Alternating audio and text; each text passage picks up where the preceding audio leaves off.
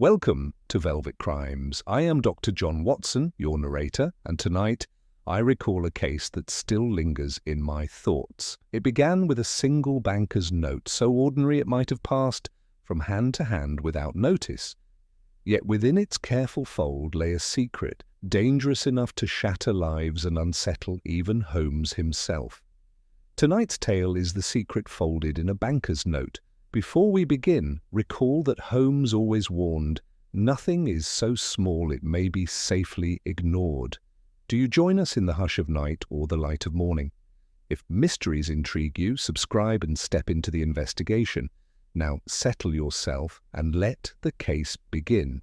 It was on a pale and rather misty Tuesday morning in early November when the peculiar telegram arrived at Baker Street. I had been up earlier than usual, seated near the hearth and nursing a cup of strong Darjeeling, when Holmes came into the room, wrapped in his mouse-grey dressing gown, his lean form looking even taller in the flickering firelight. He held the envelope between two fingers as though it were a curious specimen from his chemical shelf. "It appears," he murmured, "that the banking industry has developed a new category of emergencies, ones that must be telegraphed to me at 6:07 in the morning." He handed me the slip with a sardonic smile. The message read, "Client insists upon utmost discretion. Banker's death appears natural, but a note found in the ledger raises suspicions. Immediate presence requested at Montague and Son, Threadneedle Street. Inspector Gregson." "Montague and Son?" I said, squinting at the paper. "That's one of the older private banks, isn't it?" "Indeed." "Established in 1794, Holmes replied. "Family run, old money, clients ranging from minor royals to discreet scoundrels. If there is blood in the ledger, I expect it is metaphorical." "But a note, Watson, a folded note found in a banker's book, that's just the sort of whisper a corpse might leave behind." With that cryptic observation, Holmes tossed aside his robe, dressed with rapid precision, and within the hour we were jolting through the rain-drenched streets of London in a cab that smelled faintly of tobacco and damp wool. Holmes had said little since, though he occasionally tapped his fingers in rhythm against his walking stick, a habit I had come to associate with intense concentration or concealed irritation. Threadneedle Street wore its usual cloak of seriousness. Clerks scuttled like ants in black frock coats, and the gas lamps had not yet been extinguished, lending the stone facades an eerie green glow. Montague and Son's brass plaque gleamed beneath a neatly trimmed hedge and an overhang of soot-blackened stone. We were greeted by a pale, hollow-cheeked young man who introduced himself as Harold Peebles, the junior partner. His eyes darted nervously, and he continually adjusted his cravat, a sign, Holmes later remarked, of someone uncomfortable with the truth. "It was Mr. Wilfred Montague, our senior partner," Peebles said as he ushered us down a quiet corridor. "He passed away at his desk last evening. Heart failure, they say, but—" "But something remains unexplained," Holmes interjected. "The banker's note." Peebles swallowed and nodded, pushing open a polished oak door. The room smelled of parchment, old wood, and cigar ash. Behind a grand desk, the late Mr. Montague's chair still sat slightly pulled back, as though he had merely risen to take a turn about the room. On the surface lay a red leather ledger, one of dozens that lined the nearby shelves. Peebles crossed to it with care. It was found inside this ledger, which we were preparing to lock away. Folded twice and tucked just beyond the record for an account listed under B. Dayton. Here it is. He handed Holmes a yellowed slip of bank stationery. The handwriting was precise, almost obsessively neat, though the words themselves were cryptic. The deficit is accounted for, but not the soul behind it. He folded more than paper. Holmes's eyebrows arched almost imperceptibly. He turned the note over, inspecting both sides with the same attentiveness he might afford a footprint on soft earth. "A riddle," he murmured, "written in the language of those who dare to hint but not to accuse. Watson, do you note the ink?" I peered over his shoulder. "It's faded, but still legible." "Blue-black, I'd say, precisely. Faded from age, but not smudged, suggesting it was folded and inserted some time ago. And yet, if this was found only last night, either it was overlooked by Montague or intentionally ignored."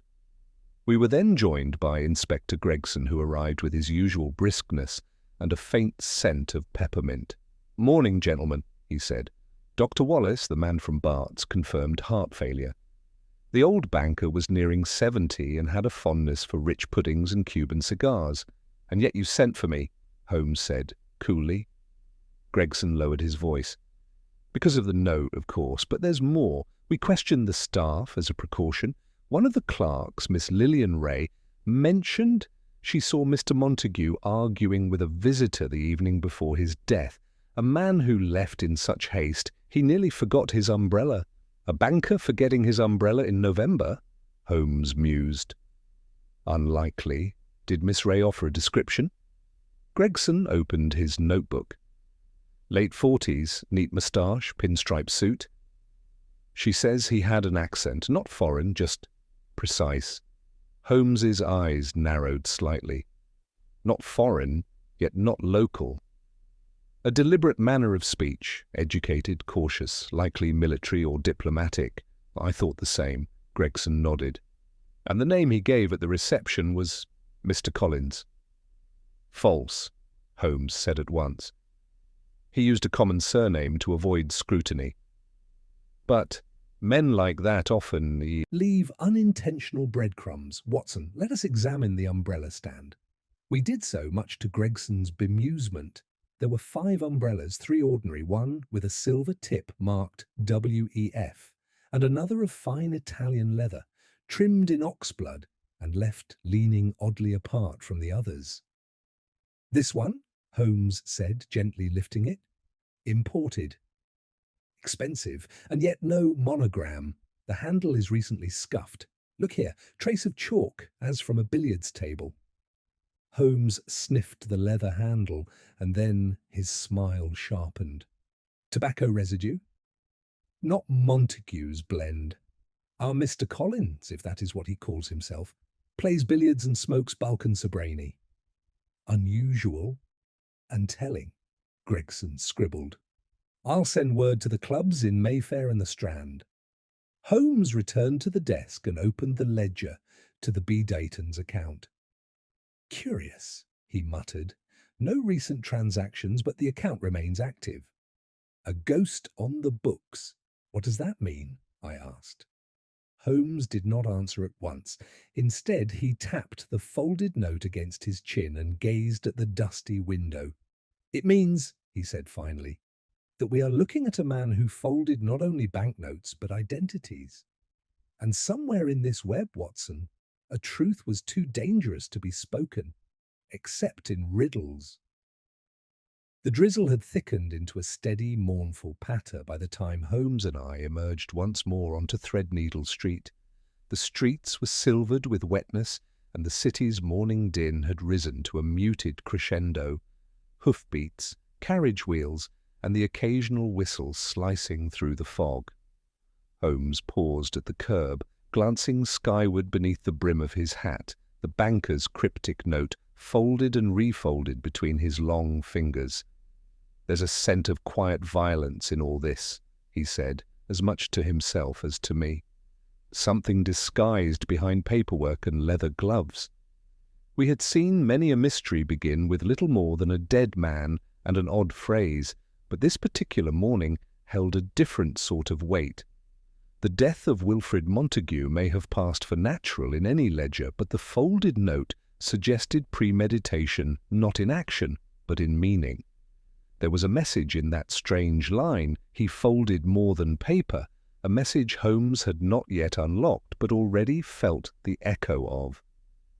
"I presume," I said as we climbed into a waiting cab, "that you've already begun to unravel the note's hidden message." "I have begun, yes," Holmes said, settling into the damp leather seat. "But unraveling is not the same as understanding. It is only when the knot tightens unexpectedly that the true shape reveals itself. I let that pass without comment." "Where now?" "The clubhouses," Holmes replied, rapping twice against the carriage wall. "We shall start with the Aquila. It's old, discreet, quite popular among former military men who enjoy expensive umbrellas and Balkan tobacco. If our anonymous visitor played billiards there, someone would remember." It took us the better part of an hour to reach the club, not due to distance, but to Holmes's insistence that we pass slowly by 3 other establishments first: the Griffin, the St. George's Circle, and a place called the Traveller's Saloon. At each, Holmes would peer out, observing the types of men loitering by the doors or slipping in with turned-up collars, and the stiff gait of gentlemen with something to hide. By the time we arrived at the Aquila, the morning had taken on the colour of tarnished silver. The Aquila stood on a narrow side street near Piccadilly, its entrance framed by Doric columns and an ageing doorman who greeted Holmes with a mixture of suspicion and reluctant familiarity. "I am here," Holmes said, "on a matter of delicate inquiry." No scandal, no names, merely billiards and Balkan sobrani. "Is your usual table occupied?" The doorman, clearly recognizing Holmes, hesitated only a moment. "Mr. Wainwright is playing in the lower room, sir." "He's a quiet sort, comes mornings mostly. Keeps to himself." "Excellent." "We shall observe him?" Holmes said. Inside, the club was warm, dim and silent, but for the occasional clack of balls from below. Oil portraits of judges and dead colonels stared down from the walls, and the air smelled of aged Scotch carpet and old cigars. We descended a short flight of stairs, and there, in a green felted room lit by shaded brass sconces, stood a man alone at a billiard table. He was tall, cleanly dressed in a dark herringbone suit, and moved with military precision. A moustache trimmed like clockwork adorned his face, and he paused in his stroke only once to remove a long pipe from his lips and knock out the ash against the side of the table. "Observe, Watson," Holmes murmured, standing just out of view. The posture, head turned slightly toward the pocket, but feet square, a man trained to divide attention, pipe cleaned with a rhythmic tap, 3 knocks, not 4, a habit, not mere convenience. And look at his hands, a scar on the knuckle of the right index. Dueling scar or training accident, I'd wager. You think this is our Mr. Collins? I think this is a man who folds more than paper. Holmes approached the billiard table with a casual air and cleared his throat. The man turned with practiced calm, neither surprised nor alarmed.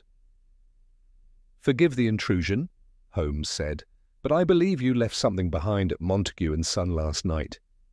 The man blinked once, only once, then looked Holmes over as one might inspect a curious insect on the sleeve. "I believe you're mistaken." "No doubt," Holmes replied, "but we can't be too careful with umbrellas in this weather." Oxblood leather, Italian-made, recently acquired but already scratched at the grip. Balkan Sobrani smoker. A man who argues with a banker and leaves before finishing his thoughts, all quite forgettable, I'm sure. The silence stretched, then with a soft chuckle that barely reached his eyes, the man set down his cue. "You're not with the police," he said. "No," Holmes replied. "I'm something far more inconvenient." The man hesitated. "Then I presume you're Sherlock Holmes." Holmes inclined his head slightly. The man tapped his pipe once more and said, "Very well.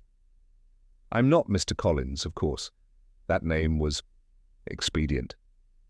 You may call me Major Lavington, retired." Yes, formerly of the 14th Punjab Light Infantry, I see. And your business with Mr. Montague? Lavington's expression tightened, and for a moment I saw something flicker behind his eyes, regret, perhaps, or shame.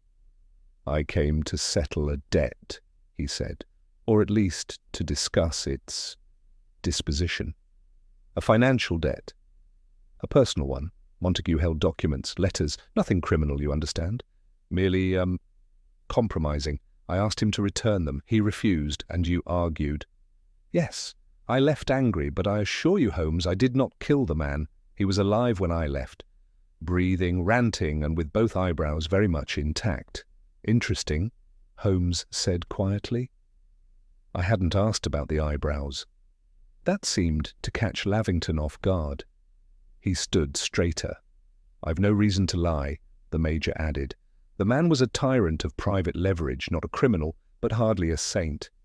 You'll find no blood on my hands, Mr. Holmes.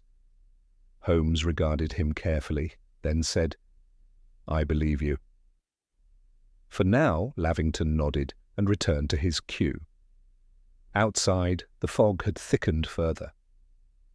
Holmes seemed thoughtful as we climbed back into the cab, the banker's note once again dancing between his fingers. He didn't lie about Montague, he said, as we began the ride back toward Baker Street. But he did lie about one thing. What was that? I asked. He said the letters weren't criminal, but they were, or rather they are. The phrasing in that note, Watson, the soul behind the deficit, it doesn't point to extortion. It points to someone hiding behind another's guilt. Lavington may not have killed Montague, but someone wanted to make sure the man's ledger stayed closed forever. And what do we do now? We find out who B. Dayton is, Holmes said simply, and why that account, like the note, refuses to die. The fog had not lifted by the time we returned to Baker Street. Instead, it had grown more stubborn, like a veil the city refused to lift from its own secrets. Holmes seemed unaffected by the gloom as always. Indeed, I had long suspected it sharpened his senses, much like a wolf alert to the hush of snowfall. He removed his gloves with swift flicks of the fingers, sat in his armchair, and gestured toward the corner where the fire had dwindled to a red-eyed flicker. Watson, he said, the kettle, if you please. I require the discipline of tea, the kettle, not your revolver. Forgive me, I muttered, setting aside the pistol I'd been cleaning. One never knows what you'll drag us into next. With a grunt, I moved to the hearth. Do you believe Major Lavington's story? Parts of it, Holmes replied. He was hiding something, but it wasn't murder. The kind of lie twists the facial muscles, not just the mouth. No, he was telling the truth about his departure, but omitting something else. Something in the documents Montague kept, the compromising letters. Holmes steepled his fingers. Let's consider that. A retired officer visits a private banker, demands the return of certain letters. Letters so significant he uses a false name and leaves without his umbrella. That's not embarrassment. That's fear. Fear of exposure? Possibly. Or fear of discovery by a third party. Remember, Watson, the wording of the note. It's not a threat. It's a confession, cleverly disguised. Someone was trying to draw attention not to Montague's death, but to what he knew. And Montague died too soon after receiving a visitor with secrets. As he spoke, Holmes reached across the table for the folded banker's note once more. He opened it carefully and laid it flat. The deficit is accounted for, but not the soul behind it. He folded more than paper. He ran a long finger beneath each sentence. The deficit is accounted for. That's a financial term, but also a judgment, a reckoning. But not the soul behind it, and we have guilt displaced onto another. And he folded more than paper, suggesting that someone not only concealed evidence, but perhaps shifted blame. You think this note refers to someone being falsely accused? I asked. I think, Holmes said, that B. Dayton is a name someone wants us to believe is connected to a crime. He stood abruptly and strode to the bookshelf, pulling down a thin, red-bound ledger marked Index of Defunct Firms and Bankruptcies, 1870 to 1895. Flipping through the brittle pages with practiced efficiency, he scanned for the name. B. Dayton, he said aloud. Bernard? Basil? Bertram?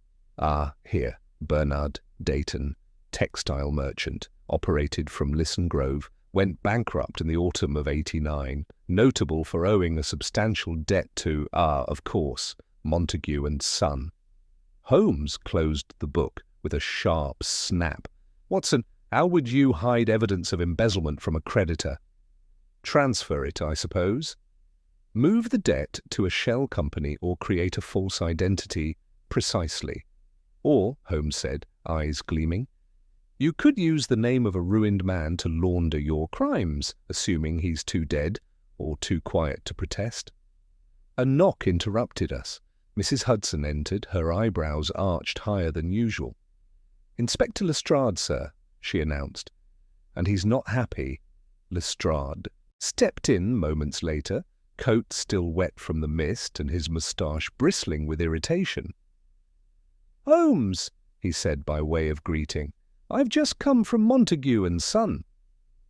You've left quite the trail. Good, Holmes replied. Someone should be aware of what's unfolding before it folds around them.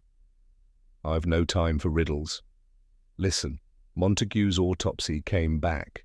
Not heart failure after all. Both Holmes and I sat straighter. Cause of death was digitalis poisoning, Lestrade said. The dose was subtle, too much for coincidence, not enough for violence. And get this, the symptoms were delayed. Whoever administered it knew their medicine, which narrows our list of suspects considerably, Holmes said. Lestrade produced a sheet of paper. And there's more. We checked B. Dayton's file. His bankruptcy, fine, but the address on file, vacant lot, has been since 1890. No living relatives, no known associates. That account should have been closed years ago. It wasn't, Holmes said, and because someone needed it. Needed it for what? To make someone else appear guilty. Perhaps even to give the illusion of a debt that didn't exist. Lestrade blinked. That's not just fraud. That's some kind of financial ghost story.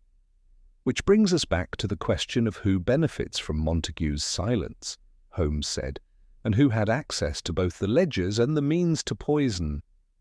He turned toward me. Watson, you remember the junior partner, Mr. Peebles? Pale, nervous, kept tugging his cravat, I replied. Indeed. The habit of a man who fears he's being watched.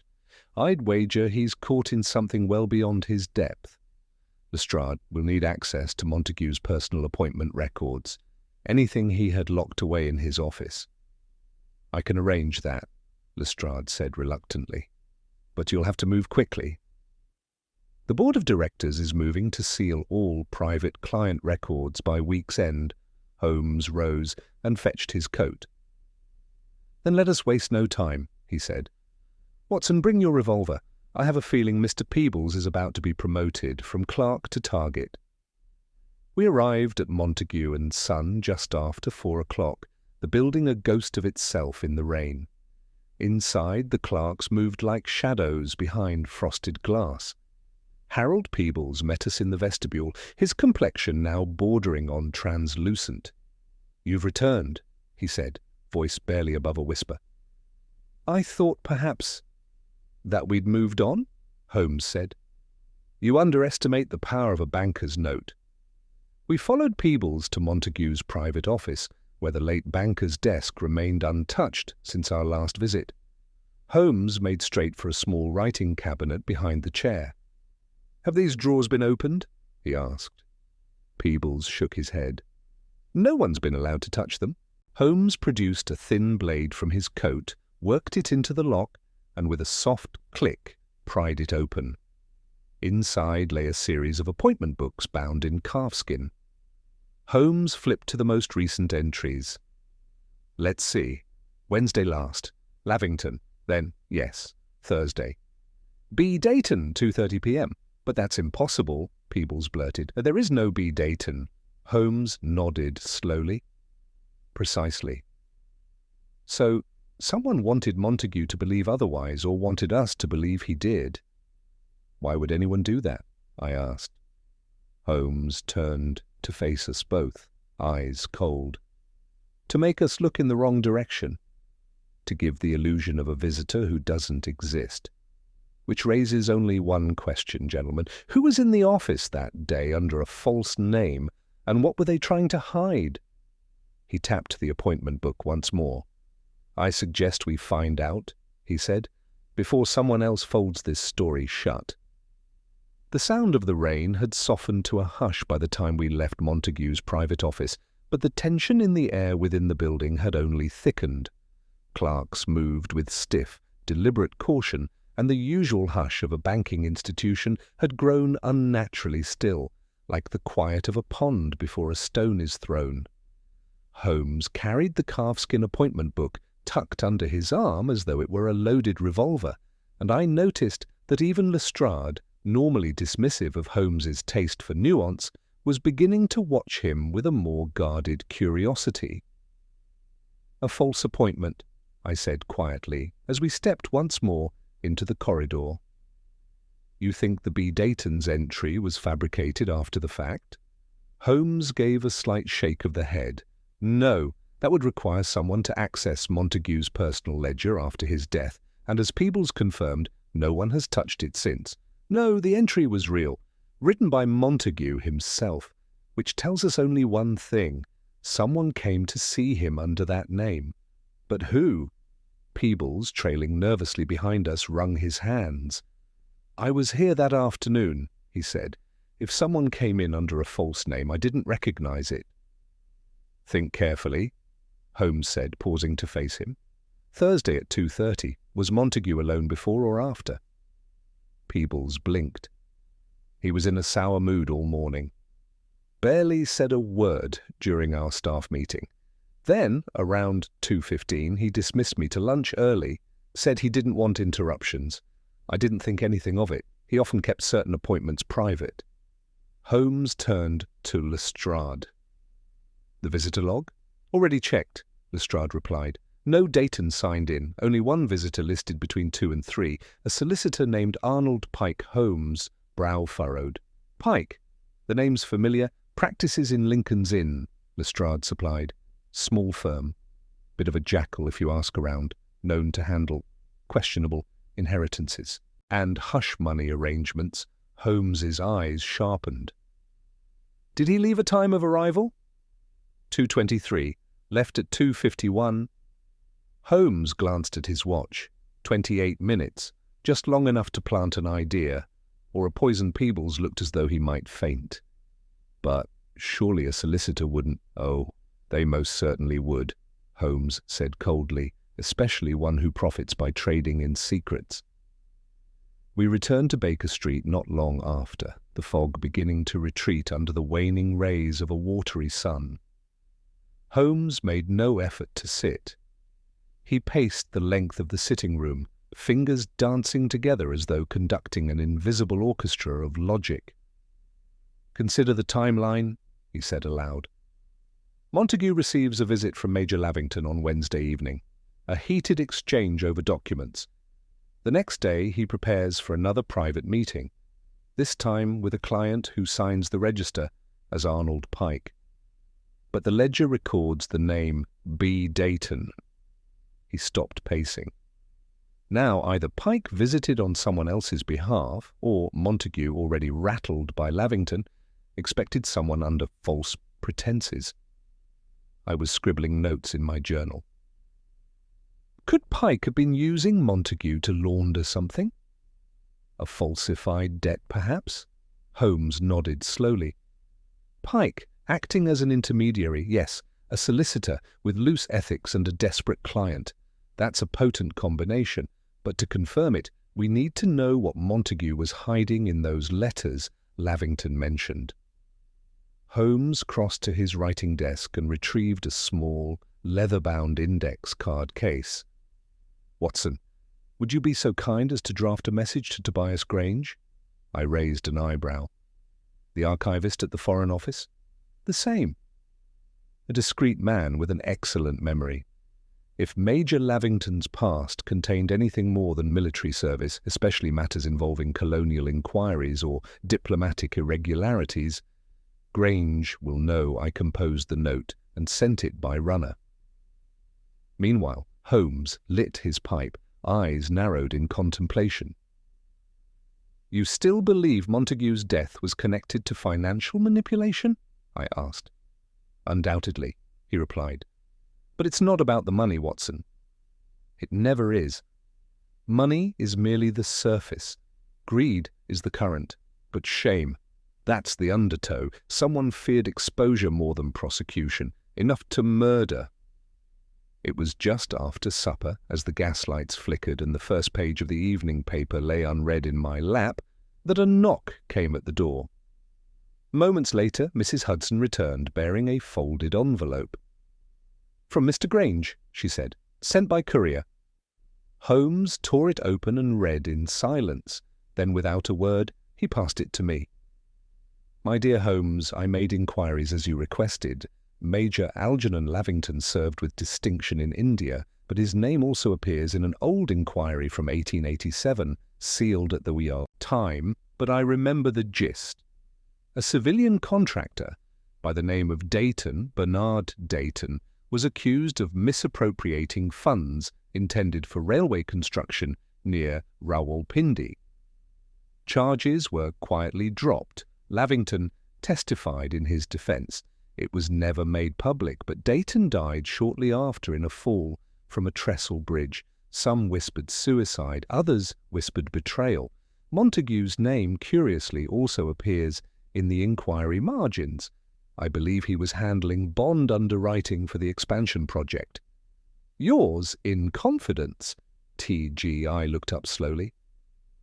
"Dayton wasn't just a bankrupt merchant.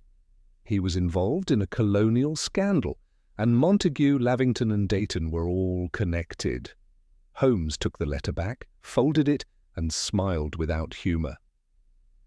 "Now it begins to align," he said. "Lavington was not protecting himself. He was protecting the memory of a man he once defended. But someone else used Dayton's name to create a phantom debt, and now Montague is dead." A knock sounded again. This time it was Lestrade. He entered without waiting, looking grim. "We've had a break," he said. "Peebles, someone's tried to poison him." "What?" I exclaimed. "Midday meal, arsenic. He's not dead, but he's barely conscious." Holmes didn't move. His expression grew sharper, not with surprise, but with clarity. "And where did he eat?" "In the bank's staff kitchen," Lestrade said. "Same kettle used by all employees." Holmes picked up his hat.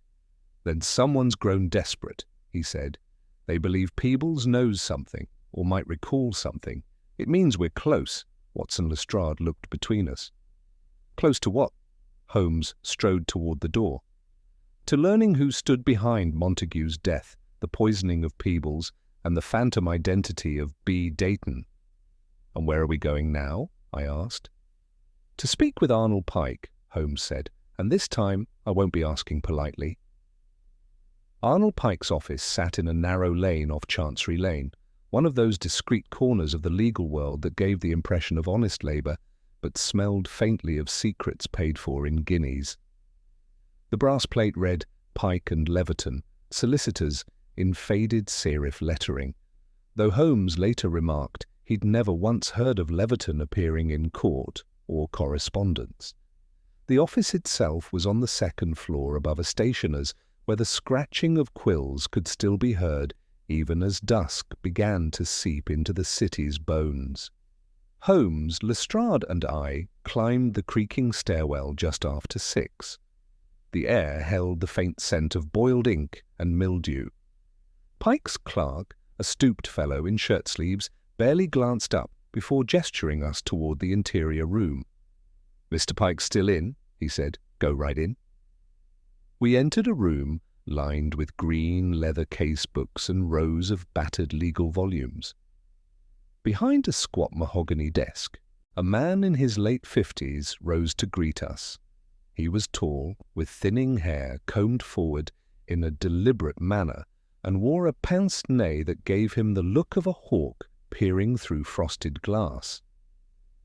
"Gentlemen," he said, with practised civility, "to what do I owe this unexpected visit? Scotland Yard and, Mr. Sherlock Holmes, no less." Holmes offered a shallow nod. "You visited Wilfred Montague the afternoon before his death." "I did," Pike replied smoothly. "We discussed estate matters concerning a mutual client." Holmes raised an eyebrow. "A client who signs themselves in as B. Dighton?" There was the faintest pause in Pike's breath. Half a beat, no more. But I saw Holmes register it instantly. Pike recovered. "I'm afraid you're mistaken. I signed in under my own name." "We don't dispute that," Holmes said. "What we question is why Montague recorded the name B. Dayton's in his personal ledger for that same time slot." Pike tilted his head slightly. "I wouldn't presume to speculate on the late Mr. Montague's note-taking habits." Holmes stepped closer. "You were not acting on behalf of a living client, were you, Mr. Pike?" A long silence stretched across the room. Lestrade shifted beside me, his boots creaking. Holmes continued, his tone sharpening. "Bernard Dayton has been dead for more than 6 years. The name appears in connection with a railway fraud inquiry from Rawalpindi, an inquiry in which you had no official involvement, and yet you visited the man who held the only private banking records of the affair, just hours before he was poisoned." Pike's eyes narrowed. "You're suggesting I killed Montague?" "I'm suggesting," Holmes said, "that you came to ensure a very particular silence. Whether you achieved that by persuasion or poison remains to be seen." Pike did not answer. Instead, he moved to his cabinet and poured himself a small measure of brandy. He didn't offer us any. "I was retained," he said at last, "by a client who wished to remain unnamed. I was to inquire whether Montague still held correspondence related to a defunct account, one opened under the name Dayton. That is all. I made no threats, I left peacefully, and yet Holmes said within 12 hours Montague was dead, and now another man, Harold Peebles, is fighting for his life from poisoning. Do you deny knowledge of that?" Pike placed his glass down with great care. "I deny everything that extends beyond legal inquiry. You may check the time I left. I did not remain. I did not administer anything. Your insinuations will lead you nowhere." Holmes stepped even closer. "Your client." Their name, Pike, hesitated. Then, almost too quickly, he said, "There was no name given." Holmes smiled. "You are lying, Mr. Pike." The room fell silent. Holmes turned toward the bookshelves and scanned the rows until his finger landed on a volume of legal casework from 1887. He pulled it free and let it drop open with a soft thud on Pike's desk. "Your name appears here," Holmes said, in a footnote, "as junior counsel to Advocate Gregory Darnley. You were involved in the Dayton inquiry from the start." Pike frowned. "I had entirely forgotten." Holmes cut him off. "No, you remembered. You were sent by someone who knew Montague still held records from that case. Your job was to find out whether those records could harm them, and if they could, to make sure they disappeared." Pike glanced briefly toward the door, then back at us. "Even if I were to entertain your theory, I've broken no law." "You've obstructed justice," Lestrade growled, stepping forward. "And if you're shielding a murderer—" But Holmes raised a hand. "Not yet! Mr. Pike may be our serpent's messenger, but he is not the serpent. He's here to point us toward the true puppeteer." Pike sat back down heavily, something in his eyes wilting. "Very well," he said. "I'll tell you this much. The person who engaged me is a woman." She came to my office 3 weeks ago, wore a veil, spoke with a calm voice, but it was clear she knew what she was asking. She had information on Montague's private holdings, too specific for mere curiosity. She wanted to know whether the Dayton account could be traced to any living party. Holmes leaned forward. "Did she give you a name? An address?" "No, but she left behind an envelope for Montague. I was to deliver it by hand, which I did. Did you read it?" Pike gave a small, tired smile. "Of course not." "That would be unprofessional."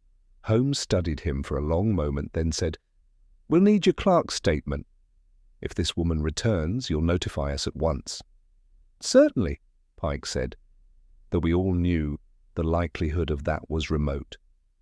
Back on the street, the cold had returned. Holmes pulled his collar tight and walked quickly. "She's the key," he said. "A woman with access to Montague's records and knowledge of the Dayton scandal. Calm, veiled, anonymous. She could be the widow of a man destroyed by the affair. Or perhaps someone tied to Dayton himself."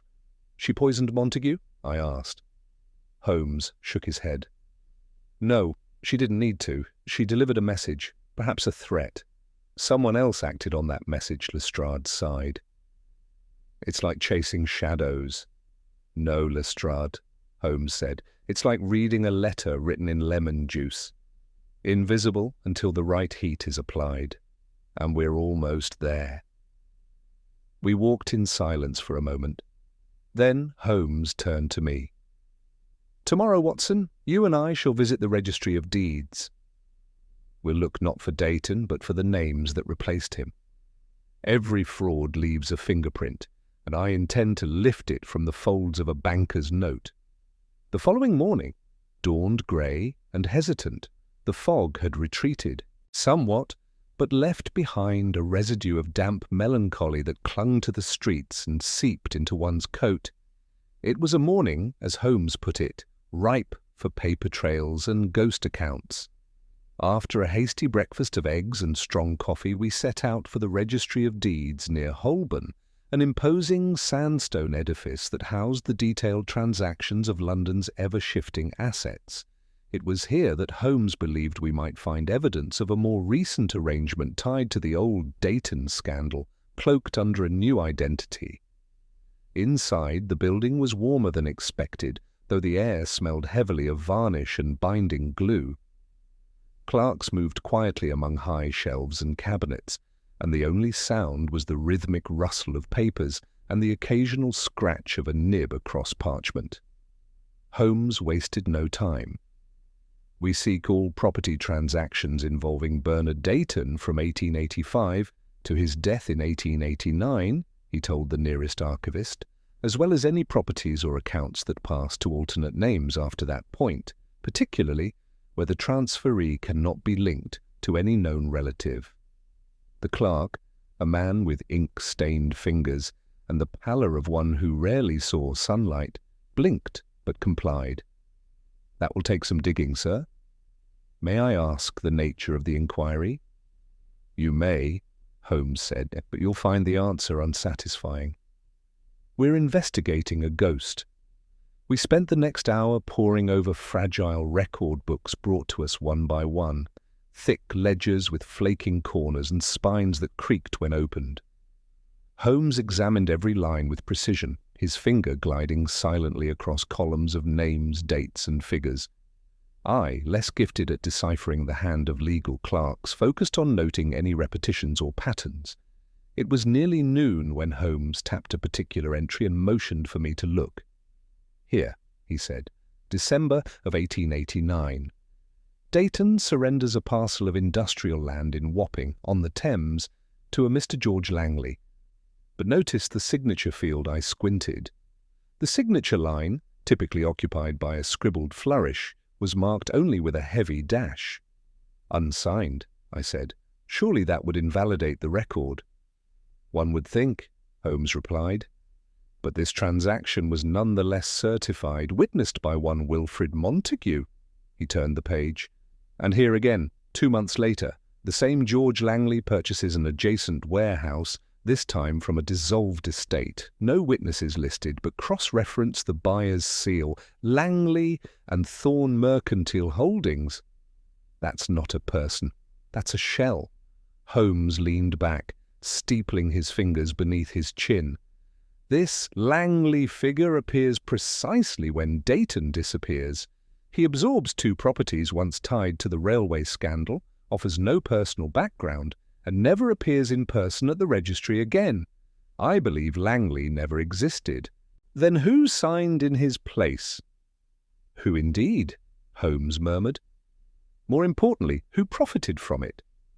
He stood, closing the ledger. We must visit Wapping. If the properties still stand, we may find something useful, a tenant, a paper trail, or a caretaker who remembers the name. As we emerged into the chilly street, Holmes seemed re-energized, the scent of a pattern drawing him forward like hounds on a trail. The cab ride to Wapping took longer than expected. The streets narrowed as we neared the river, and the air thickened with the salty tang of the Thames. The buildings grew grimier, older and quieter, tall brick shells with broken windows and names no longer visible on rusted placards. It was not the sort of place the modern city bragged about. The property in question, 32 Merchants Row, was a long, low warehouse with soot-blackened walls and boarded windows. A rusted iron gate stood ajar, and beyond it the overgrown courtyard suggested years of abandonment. Holmes pushed the gate open, the hinges groaning in protest. No recent occupation, he murmured, but look, someone's been here. He gestured to a set of boot prints in the damp gravel. Not fresh, but not ancient either. We crossed the yard to a side door which Holmes unlatched with his pocket tools in less than a minute. Inside, the air was heavy with dust and damp wood. Crates, empty and half-rotted, were stacked against the walls. Broken glass crunched beneath our feet, but what caught Holmes's attention immediately was a battered desk near the rear of the warehouse. Unlike the rest of the structure, this item seemed oddly out of place, more recent, almost intentionally arranged. He opened the drawers one by one. Ink residue, he said, recent. And here, a ledger book. Empty, except for... He stopped, flipping to the final page. I leaned over to see it. A single entry had been scrawled in neat but aggressive hand. He folded the truth. He signed no name, and yet the deed was done. Holmes tore the page free, held it to the light. Same handwriting as the note in Montague's ledger. You're certain? Beyond doubt. He turned to me, eyes gleaming. This location was used as a drop point. Perhaps for letters, perhaps for payments. The anonymous author of both messages, the one Montague found, and this, was here. Just then, a sound came from above. A soft creak. Holmes froze. We turned toward the narrow staircase that led to the warehouse's upper level. Holmes signaled for silence, and we began our ascent. Each step groaned beneath our weight. At the top was a small office overlooking the warehouse floor. The door was ajar. Holmes pushed it open, and we saw her. A woman in mourning black standing at the window, her back to us. Her gloved hands clutched a small parcel wrapped in oilcloth. She turned slowly. I recognized her immediately. "Miss Ray?" I said in astonishment. "Lillian Ray, the clerk, from Montague and Son." She didn't flinch. Her expression was composed, almost weary. "I knew it would be you," she said softly. "Mr. Holmes always arrives eventually." Holmes stepped forward. "You left the note." "I did." "You came here after Montague's death." "Yes." "Did you kill him?" She shook her head. "No. But I knew he would die. That's why I wrote the message. I wanted it to be found. I wanted someone to know that the Dayton name wasn't a lie, that he wasn't the villain they painted him to be." Holmes glanced at the parcel. "And that? Is it the truth?" She extended it without a word. Holmes took it and unwrapped the layers of cloth. Inside were old letters, wax-sealed envelopes, and at the very bottom a signed confession, signed by Wilfrid Montague. The rain had returned by the time we stepped out of the old warehouse in Wapping, the city now veiled once again in its shroud of dripping soot and iron-laced mist.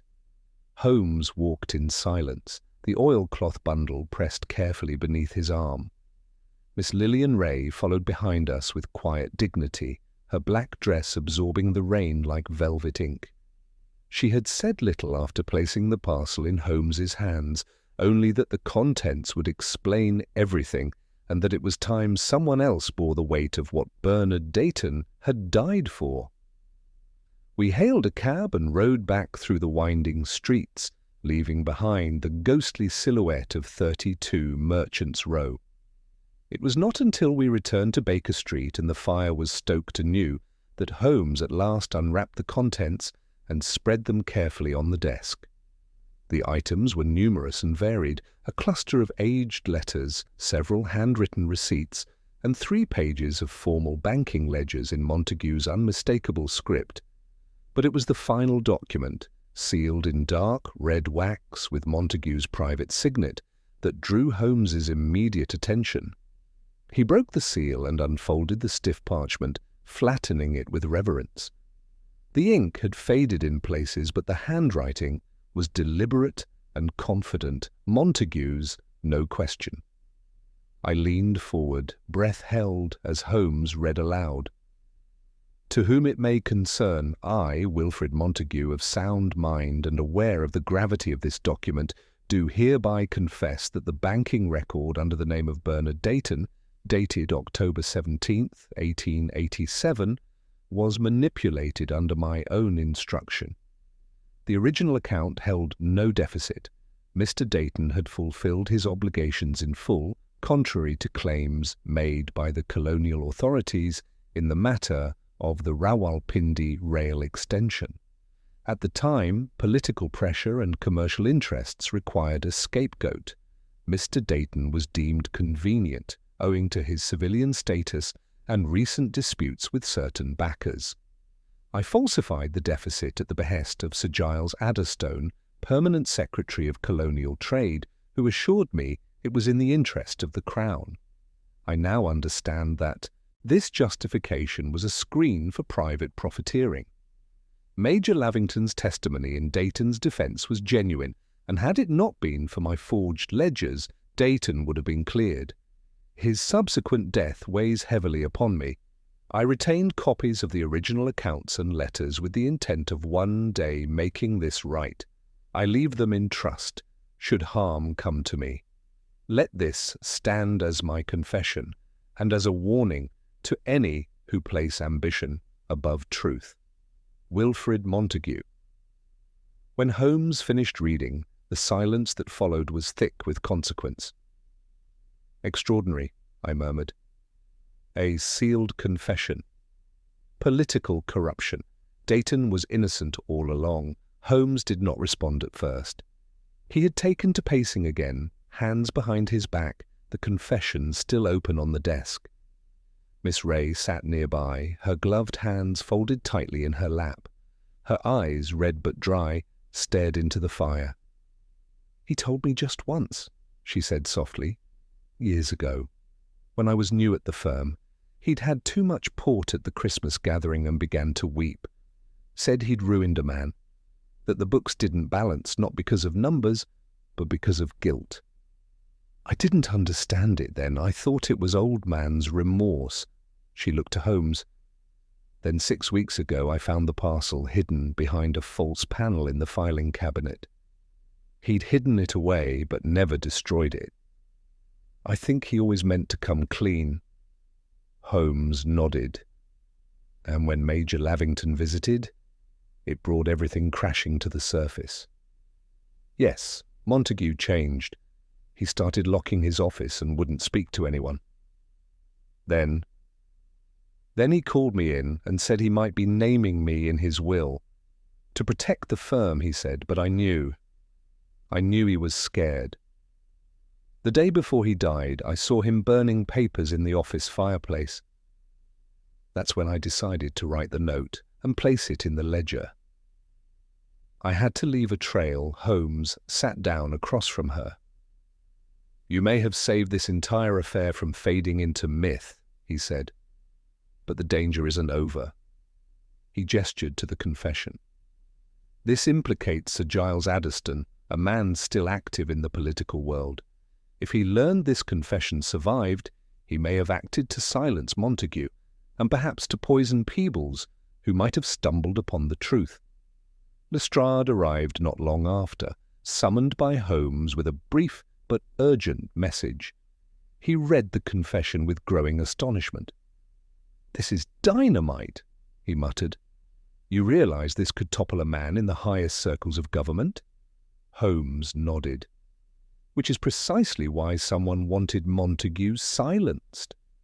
And why we must move quickly." Lestrade looked grim. "Do you have evidence that Addiston knew Montague still held the papers?" Holmes tapped the pile on the desk. "I believe we will. Among these letters are several marked with government seals. Let's examine them."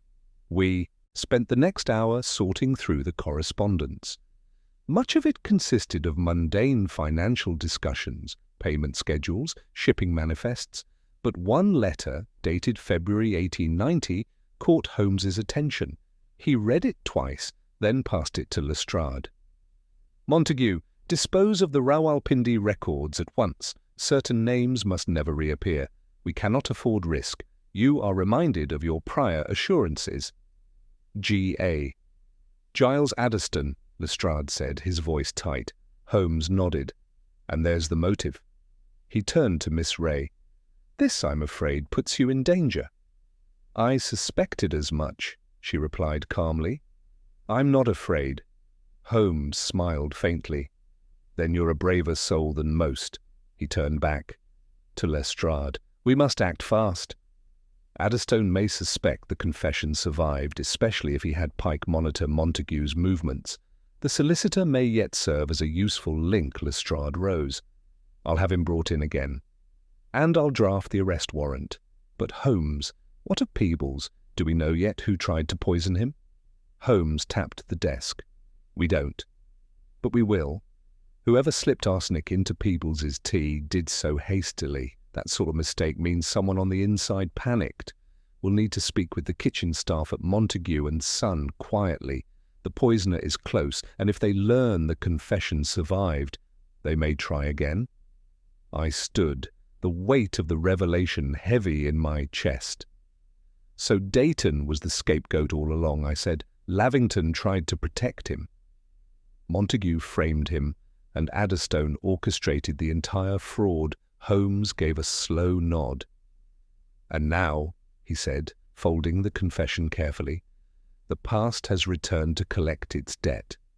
By the following morning, the storm that had shadowed London for days had lifted, leaving behind a sullen dampness that hung in the air like unresolved tension. The city, unaware of the confession folded on Holmes's desk, buzzed on with the optimism of routine. But at 221B Baker Street, a more delicate balance was unfolding, one where justice depended on the unravelling of a half-forgotten conspiracy and the actions of one unseen hand. Holmes was already up when I descended from my room, a full hour earlier than usual. I found him at the breakfast table, scanning the morning papers with one hand while sipping from his teacup with the other.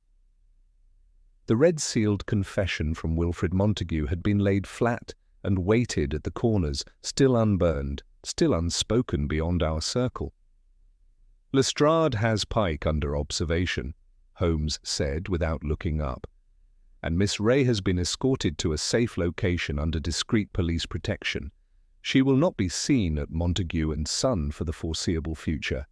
"And Addiston?" I asked, taking a slice of toast. "He's cautious," Holmes replied. "He will not move unless provoked, but he will certainly have his watchers. Pike was likely reporting back to someone, possibly even the same person who attempted to poison Harold Peebles." Holmes's gaze finally lifted. Which brings us to today's task, Watson. The bank? He nodded. I've arranged for us to be admitted to the premises under the guise of conducting a final record audit, an idea Lestrade himself approved once I suggested the killer might be an employee. I blinked. You believe the poisoner is someone on the inside? Think, Watson. Peebles took ill after partaking of tea in the staff kitchen, a shared kettle, a shared tray, yet no one else fell ill, which suggests the poison was not in the water or the leaves, but in Peebles's cup. A personal cup, I murmured. Holmes smiled. Yes, and that narrows the suspect pool considerably. By 10:30 we were once again crossing the stone threshold of Montague and Son. The building's mood had shifted since our first visit, less funereal, but no more trusting. The clerks moved with hurried deference, aware that something trembled beneath the surface of normalcy. We were led to the back offices without fanfare, and Holmes wasted no time seeking out the small galley kitchen that served the staff. It was a narrow space tucked behind a records room and smelled of dust, old wood, and black tea. A copper kettle sat on the stove, flanked by a dozen mismatched mugs on a small shelf above it. A jar of loose tea leaves, a tin of sugar, and a stack of saucers completed the arrangement. Holmes stepped inside, fingers grazing surfaces without touching. His eyes moved across the mugs, the floor, and finally, a faded tea towel hanging from a hook. "Watson," he said quietly, "tell me, what do you see?" I peered at the shelf. Mugs, some stained more than others. Yes, but note, most are in sets of 2, cheap officeware, except, he pointed, this one. A ceramic cup with gold leaf around the rim, slightly cracked near the base. Peebles's mug, I guessed. Indeed. It bears the mark of private use, imperfection tolerated, placement habitual. The poisoner needed to act quickly and precisely. That means they knew his routines, and they had access to this space without drawing attention. He turned toward a passing clerk. "You there, Mr. Hemsley, isn't it?" The startled young man stopped short. Yes, sir." "Does anyone else regularly use this kitchen?" "All of us, sir. We take turns, mostly the juniors, though. The underclerks rotate the tray duties underclerks. Yes, Mr. Jameson this week. Last week it was Miss Tilly. Before that, Mr. Wren Holmes tapped his chin. Mr. Wren. Tall, nervous gait, sharp part in the hair. That's him. Where is he today?" "Not in, sir. He called out yesterday. Said he was unwell." Holmes's eyes narrowed. "Unwell," he repeated. "Watson, shall we pay Mr. Wren a visit?" We took a cab to Stepney, where Wren resided in a boarding house that catered to single clerks, typists, and minor accountants, rows of narrow rooms stacked above a tobacconist and a launderette. The landlady, a Mrs. Biddle, was reluctant to answer at first, but the presence of Holmes and his professional calm loosened her tongue. "Been here 6 months, Mr. Wren has." Quiet, keeps to himself, but he didn't come down for his kippers yesterday nor today. "Room number?" Holmes asked. She hesitated, then pointed up. "Second floor, end of the hall. Number 8. We climbed the stairs with quiet urgency. Holmes knocked once, no answer. He knocked again, louder, still nothing. He turned to me. "Watson." With a nod I stepped back and put my shoulder to the door. It gave with surprising ease, the latch barely resisting. The room inside was small, bed, desk, trunk, but tidy. No sign of struggle, and no sign of Mr. Wren. Holmes moved to the desk. The top drawer was locked, but again, his pocket tool made short work of it. Inside were neatly folded shirts, 2 letters addressed to his mother in Devonshire, and a small brown packet wrapped in wax paper. Holmes opened it carefully. Inside was a powder, white, grainy, unmistakably chemical. He sniffed gently, then nodded. "Arsenic," he said. and likely the same used on Peebles. Just then something caught my eye on the floor beneath the desk, a slip of paper, creased and slightly torn. I retrieved it and handed it to Holmes. He read it aloud. Instructions were clear. The clerk was to be warned only, not killed. You acted rashly. Do not attempt contact again. Burn this. It was unsigned. Holmes folded it slowly. Well, he said, it seems Mr. Wren was not acting on personal motive. A hired hand, I said. Yes. One who now realizes he was disposable. Do you think he's run? No, Holmes said. I think he's hiding. And I think whoever gave him this note is now trying to tie off loose ends, which means we must find him before they do. He looked out the narrow window to the city beyond. And if I'm not mistaken, Watson, we now know the serpent's voice, but the serpent's head is still in the grass. It was nearing dusk by the time we returned to Baker Street, the clouds coiling above the rooftops in bruised swirls of grey and violet. The lamps along the thoroughfares flickered to life one by one, casting elongated shadows that moved like whispers between the fog-wet cobblestones. Holmes, unusually silent throughout the ride back from Stepney, had taken the crumpled slip of paper found beneath Wren's desk and read it several times with a furrowed brow, as though the very ink might rearrange itself into meaning if studied long enough. He spoke at last as the cab pulled to a halt before our door. The note confirms what I already suspected. Wren was no poisoner by trade. He was a pawn, perhaps promised advancement or money. But now, with Peebles alive and the confession in our possession, his usefulness has expired. I followed him up the stairs. And you believe he's still in London? For now, Holmes said. His flight was reactive, not premeditated. That note, do not attempt contact again, suggests Wren attempted to explain himself, to reach out. Which tells us something else. He turned on the stair, finger raised. The poisoner was not Wren's original recruiter. Someone intercepted the chain of command. In other words, I said, the serpent speaks with more than one tongue. Holmes allowed himself a thin smile. Precisely. Once inside the sitting room, he went to the hearth, knelt, and poked at the fire until the flames licked higher. Then he placed the note atop the mantel and regarded it as though it were a chess piece. It's the wording that intrigues me, he murmured. Not you failed, or you will be punished, but you acted rashly. That implies an intention behind the poisoning that wasn't death. Merely warning Peebles off. He was to be frightened, I said slowly, into silence. Holmes nodded. And that points to someone concerned with control, not chaos. Which means they're close. Someone within reach of the documents, someone who knew about Peebles's routines and had access to Montague's office. Someone, I added, perhaps with a stake in preserving Adderstone's reputation, if not by loyalty, then by fear. Just then a knock came at the door, sharp, deliberate. I opened it to find Inspector Lestrade, coat damp and expression taut. We've got movement, he said. Adderstone's left his club.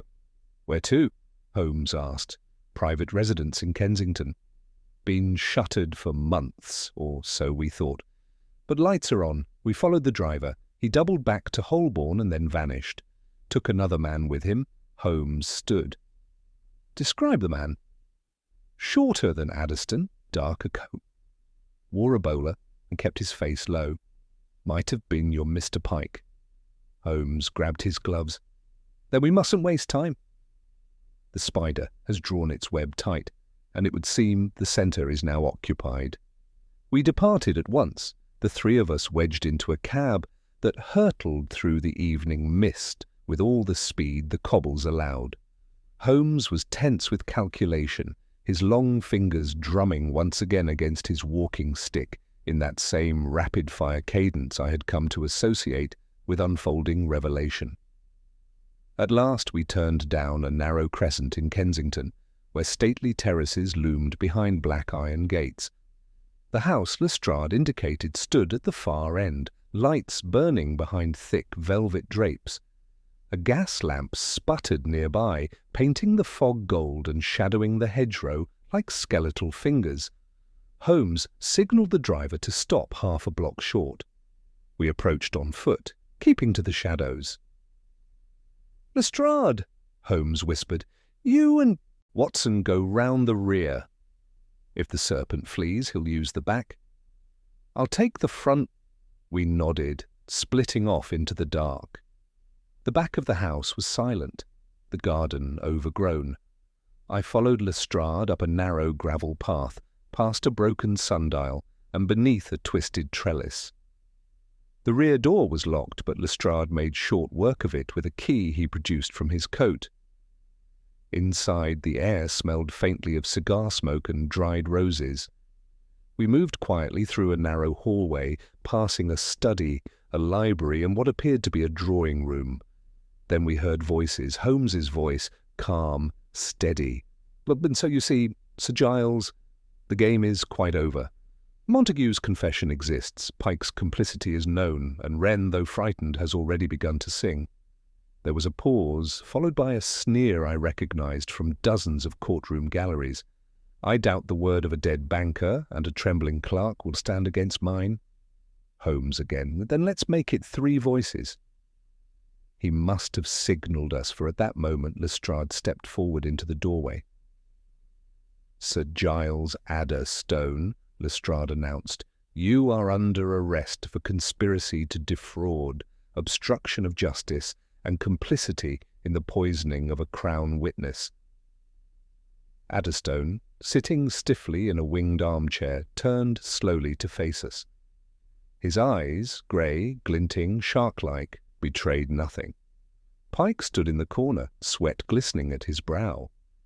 "This is a mistake," Adderstone said. Holmes stepped forward. "It is not. The confession details your part in the Dayton affair.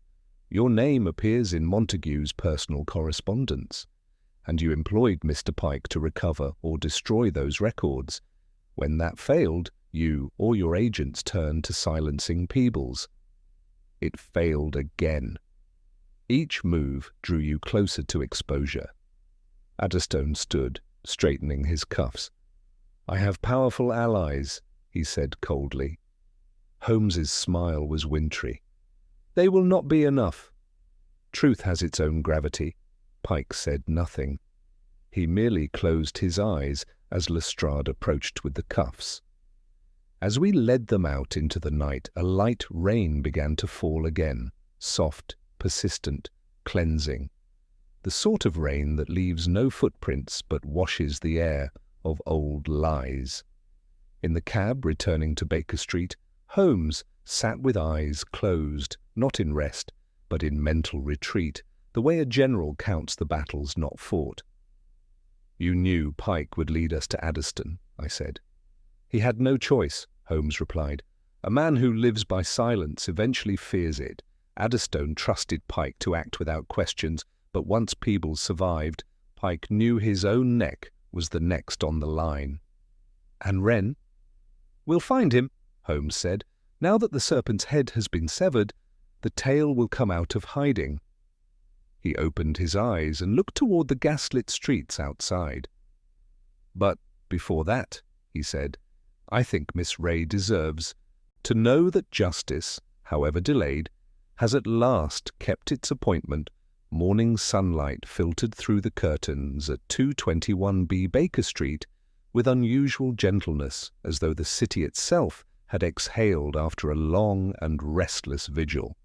Holmes, however, was not one for luxuriating in symbolic dawns. He had been up before the milkman, restlessly cataloguing the evidence collected over the last week, and had reduced the heap to 3 essential folders, now resting on the mantelpiece beside Montague's confession. Across from him, I stirred sugar into my tea, the events of the previous night still vivid in my mind, Adderstone's glare, Pike's collapse into resignation, and the quiet ride back through streets slick with rain and revelation. "You've hardly touched your kipper, Holmes," I said. "An unfortunate side effect of prolonged concentration," he replied, fingers interlaced beneath his chin. "Food dulls when truth sharpens." I watched him for a moment, noting the dark hollows beneath his eyes. "You're not at ease," I observed. He nodded absently. "Because one piece still eludes me." "Wren?" Holmes looked toward the window. "No, Wren is not our endgame. He was manipulated and used, but he is not dangerous. The real question, Watson, is not who committed the crime, but who arranged the confession's survival." I blinked. "Miss Ray?" "She found the confession, yes, but did she truly intend for it to surface after Montague's death? Or was she part of a larger hand, one that used her sense of duty to safeguard something else?" I opened my mouth to protest, but Holmes raised a finger. "I do not doubt her sincerity." But sincerity is easily weaponized by those who understand guilt. Miss Ray admired Montague despite his flaws. She remained loyal to the firm even after discovering the truth. It was only when she believed his remorse genuine that she acted. What if someone counted on that? Before I could respond, Mrs. Hudson entered with a note. "A gentleman left this, Mr. Holmes. Said he wouldn't trouble you with another visit, but hoped the contents would answer your remaining questions." Holmes took it with care.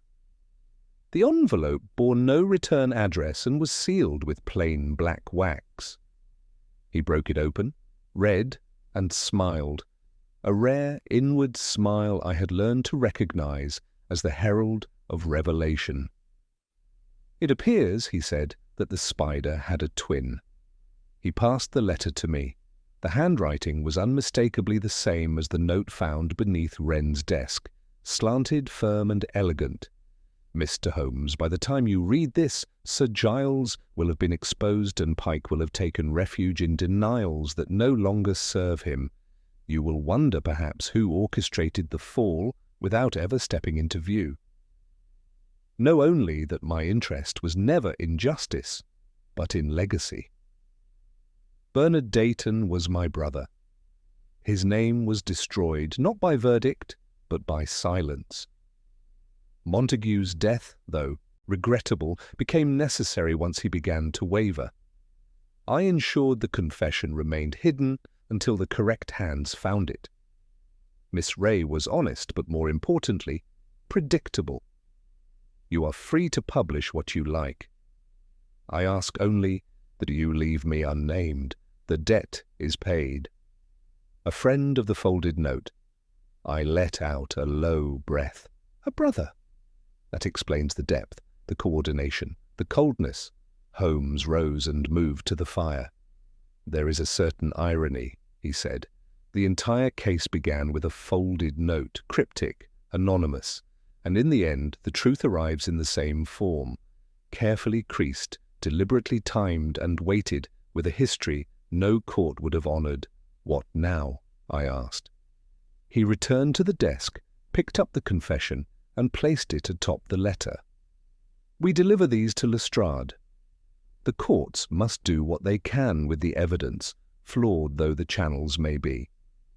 Sir Giles's influence has waned, and Pike's testimony, however reluctant, will bolster the case." "And Wren?" Holmes sighed. "He will be found, likely penniless, terrified, and with more regret than guile. I believe leniency is in order. His hand shook too much to be that of a killer. The arsenic was placed not by conviction, but by compulsion. There was a quiet knock at the door. Mrs. Hudson peeked in. "Miss Ray, Mr. Holmes, she said you might wish to speak with her." Holmes nodded. "Show her in, please." Lillian Ray entered with a composure both sombre and resolute. She wore mourning black again, though it seemed less a uniform of grief than of dignity. Her eyes moved first to the confession on the table, then to Holmes. "It's over?" she asked softly. "In the formal sense, yes," Holmes said.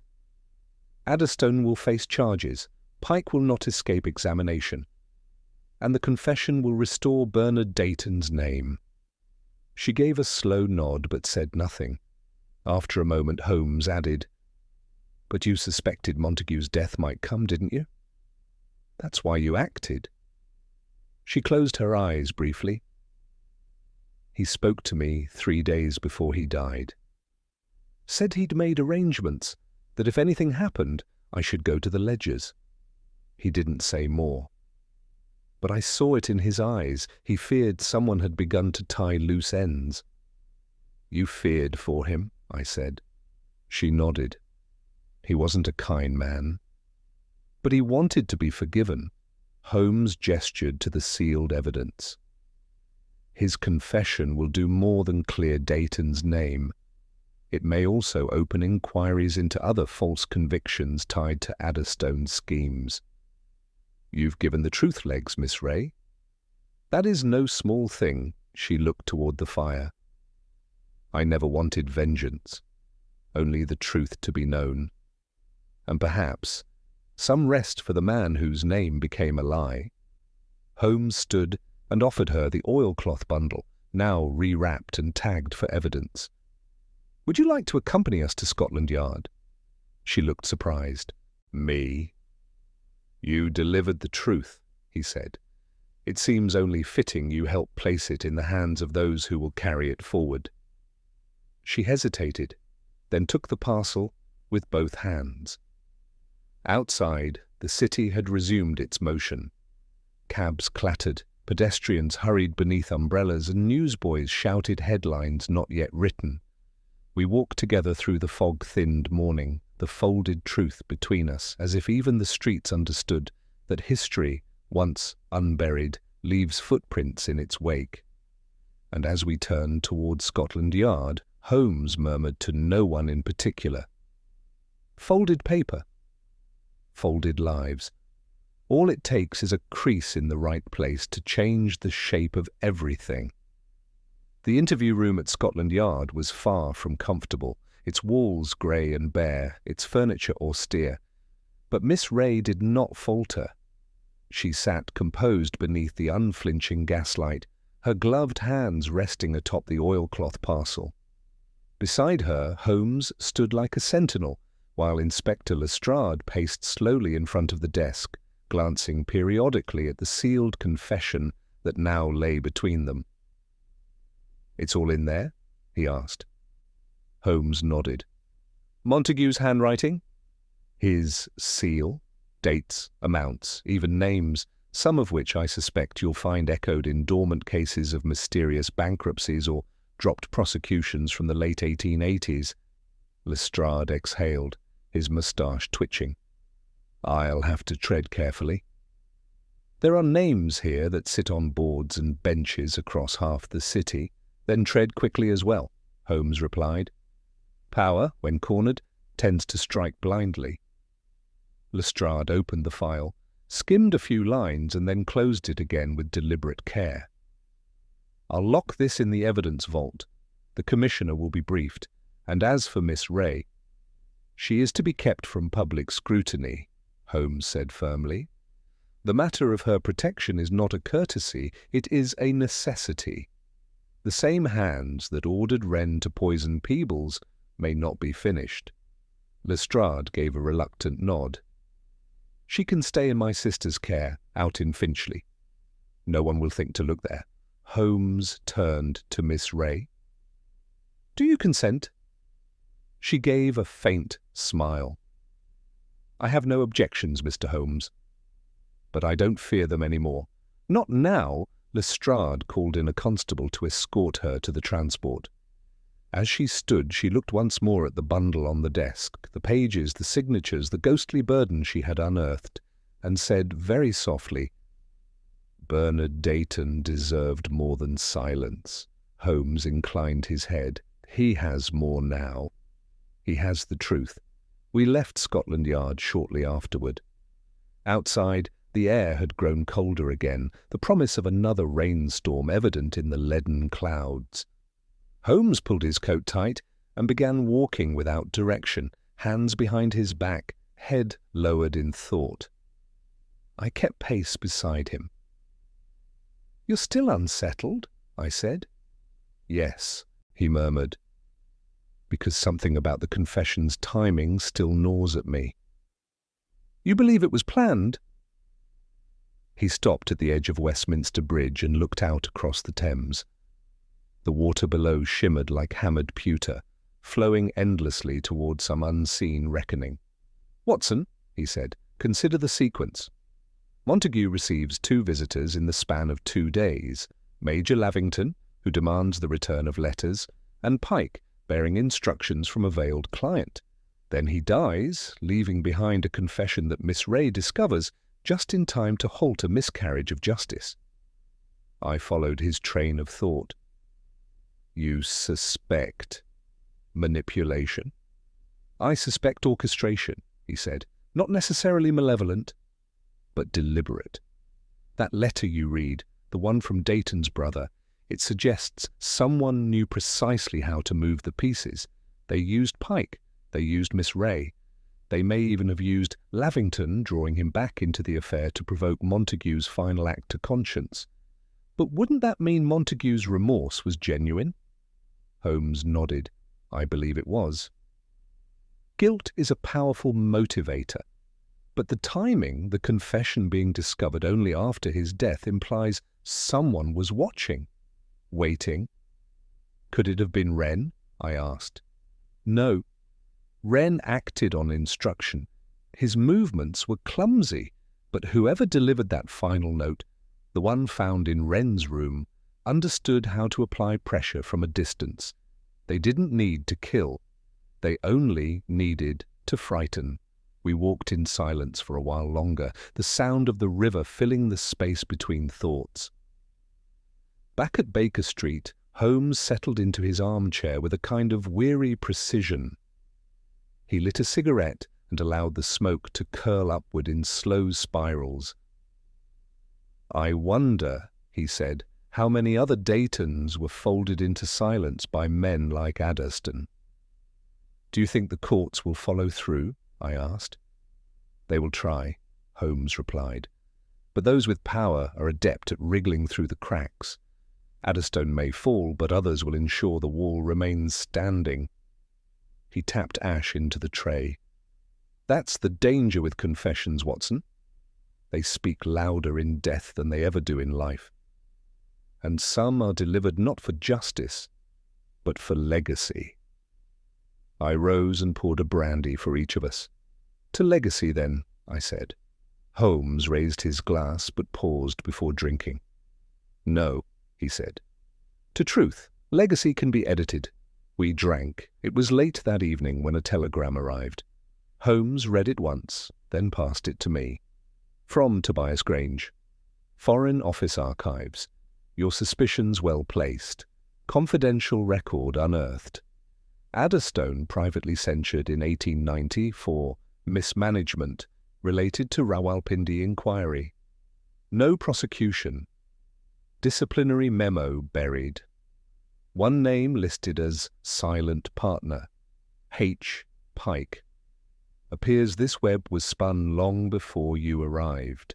Congratulations on cutting it free." Holmes leaned back and closed his eyes. "It is done," he said. And though I knew there would be other cases, other mysteries, I felt, for once, that this one had ended not merely with resolution but with justice. A folded note had begun the unravelling. A folded life had demanded it. The banker's ledger was closed, but the truth, at last, had been signed. It was 2 weeks to the day since we had stood beneath the flickering lamps of Scotland Yard, handing over the folded confession that had untangled a conspiracy spanning decades. The public, of course, would never know the true depths of the scandal.